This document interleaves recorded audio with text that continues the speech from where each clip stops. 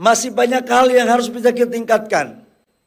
Target kita apa yang diperintahkan oleh Bapak Presiden di 2029, 2030 harus mencapai 900 sampai 1 juta barel per day agar kita bisa mengurangi impor. Dalam hal transisi energi, kita juga ke depan di tahun 2025 sudah akan kita masuki untuk dari B40 menjadi B50. Dan sekarang tesnya sudah mau final. Di 2027 kita akan mandatori untuk membangun bensin kita dengan E10 sampai dengan E20. Ini semua dalam rangka untuk menciptakan sumber-sumber energi dari nabati untuk kedaulatan energi kita. Impor kita masih cukup besar untuk bensin. Tentang energi baru terbarukan kita juga mendorong untuk memakai matahari, energi air, energi angin. Dan dalam RUPTL kita di 2025 sampai dengan 2035 sudah mencapai 69,5 megawatt memakai energi baru terbarukan.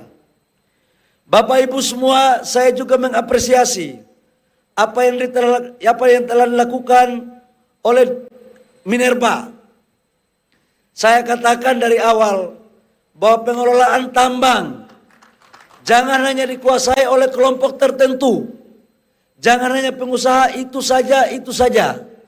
Kita harus adil untuk menyerahkan, membagi secara baik sesuai aturan kepada UMKM daerah, kepada koperasi daerah, kepada BUMD daerah dengan pemberian prioritas. Dan alhamdulillah, perubahan undang-undang Minerba sudah kita lakukan, peraturan pemerintah pun sudah ada, dan sekarang tinggal peraturan menteri. Ini semua kita lakukan untuk menjadikan orang daerah menjadi tuan di negerinya sendiri. Saya juga mengapresiasi apa yang dikerjakan oleh Dirjen Migas dan SKK Migas. Dengan telah diterbitkan peraturan menteri nomor 14 tentang solusi terhadap pengelolaan sumur-sumur masyarakat yang sejak zaman penjajahan sudah ada, tapi belum pernah dilakukan legalitasnya. Akhirnya mereka menjalankan untuk mencari nafkah dengan tidak nyaman karena selalu diikuti oleh oknum-oknum tertentu. Kadang-kadang dilaporkan, tetapi saya ingin mengatakan jangan kita saling menyalahkan satu dengan yang lain. Semua mempunyai kontribusi kesalahan. Karena itu dengan peraturan menteri ini, maka insya Allah 45.000 sumur-sumur rakyat kita sudah akan memberikan legalitasnya kepada BUMD, koperasi, dan UMKM daerah, Bapak Ibu semua. Sudah lama ini kita bahas tapi nggak pernah terjadi. Menjadi pemimpin di bangsa ini tidak hanya bisa omon-omon, tapi harus berani untuk membuat keputusan yang lebih baik untuk rakyat, bangsa, dan negara. Saya tahu untuk membuat keputusan yang berani, pasti ada yang merasa terganggu. Berani kebaikan untuk negara, bukan berani kebaikan untuk kelompok tertentu. Apalagi kelompok yang selama ini sudah nyaman, yang ingin merugikan bangsa kita. Saya tidak mau ingin jadi pemimpin untuk setiap hari dipuja, tapi pelanggaran terus terjadi. Saya ingin meluruskan apa yang diperintahkan oleh Bapak Presiden, agar negara ini dikelola dengan aturan, dengan baik, dan semua berorientasi pada kepentingan negara, rakyat, untuk kesejahteraan masyarakat semuanya. Bapak Ibu semua, saya juga mengapresiasi Dirjen EBTKE bahwa dengan secara sungguh-sungguh untuk mengawal transformasi, transisi energi. B40 sebuah tantangan yang besar. Sekarang kita masuk ke B50. Harus kita konsisten terus. Jangan mau diatur oleh pengusaha. Pengusaha tidak boleh mengatur negara. Yang mengatur pengusaha adalah negara. Tetapi nggak boleh negara zolim sama pengusaha.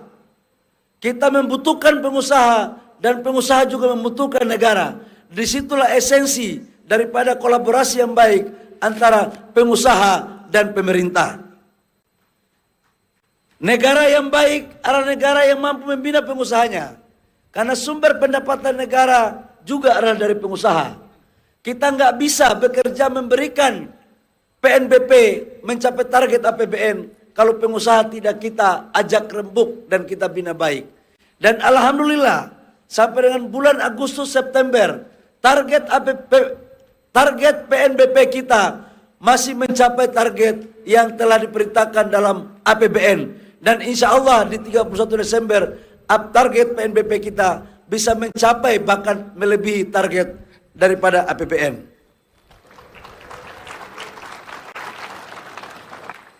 Di sektor kesekjenan saya juga lihat sudah membaik. Sudah bagus kolaborasi kita. Dan ini kita harus tingkatkan kerja yang baik. Untuk dirjen yang baru, Dirjen Gakum, jangan segan-segan untuk menegakkan aturan. Negara ini tidak akan bisa tertib kalau semuanya kita dengan pakai cara-cara yang sudah sama-sama kita tahu yang terjadi pada masa lampau. Udah, kita sudah harus hentikan cara-cara ini. Kita harus tegakkan aturan agar semuanya bisa tertib. Termasuk dirjen listrik. Kita harus punya target agar 5.700 desa, 4.400 dusun, di 2030, perintah Bapak Presiden, kita tidak ingin lagi mendengar masih ada desa-desa, dusun-dusun yang belum ada lampunya. Sudah harus listrik masuk, ada dirut PLN di sini. Kita sudah menjalankan roadmap-nya. Saya tidak ingin masa kecil saya, waktu saya sekolah, belajar dengan memakai lampu pelita. Dengan kata lain pakai obor, bangun pagi ada hitam di kening saya. Kita tidak pernah tahu bahwa anak-anak di pedesaan, anak-anak di pelosok-pelosok dusun, suatu saat entah mereka jadi apa.